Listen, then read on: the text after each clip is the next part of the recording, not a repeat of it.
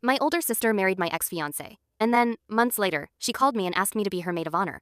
I really want you standing next to me, she said softly. It would mean so much to have my little sister by my side on the most important day of my life. I told her I couldn't. Her voice cracked. She started crying. Then she handed the phone to our mom. You're tearing this family apart, Mom scolded.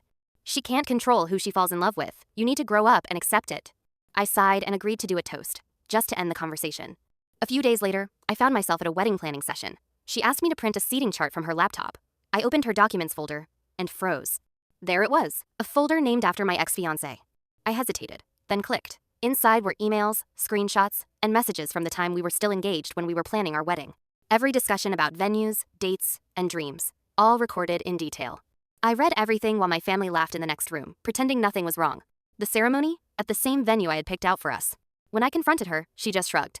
It's the nicest place around, she said. I'm not punishing myself because your relationship didn't work out. I stayed in the back, watching her walk down the aisle in a dress nearly identical to the one I had chosen years ago. During the vows, he cried, telling her she had shown him what real love looked like. She looked right at me and smiled. At the reception, she grabbed my arm and pulled me aside. I hope your toast isn't going to be weird, she said. This is my day. Don't make it about your feelings. I smiled. She squeezed my hand like we were best friends. Good, she said. Honestly, he was never actually going to marry you anyway. I just sped things up. Then, she walked away. I stepped to the microphone. 200 guests turned to look. Thank you all for being here to celebrate my sister and her new husband, I began warmly. But I recently discovered something about her that I think everyone deserves to hear. I pulled out my phone and read the first message aloud. He complained about her again tonight, I said. She's always been controlling, obsessive. I'm planting seeds. Give me 6 months. The room fell silent. Her smile disappeared. I read the next set of messages, slowly and clearly. How she had made fake accounts using her pictures. How she had sent messages to manipulate him while we were still engaged. He turned to her, confused.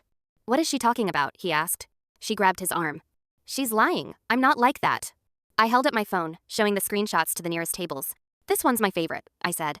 He finally told me he can't trust her anymore. He'll end it soon. Then I'll wait a little and make my move. The groom slammed his hands on the table. Is this true? He demanded. The timestamps matched exactly the moments when I'd started doubting her. His mother stood up. I knew something was off, she said loudly. She screamed, lunged at me. This was supposed to be my perfect day. You ruined it. I handed the microphone to the DJ and looked at her calmly.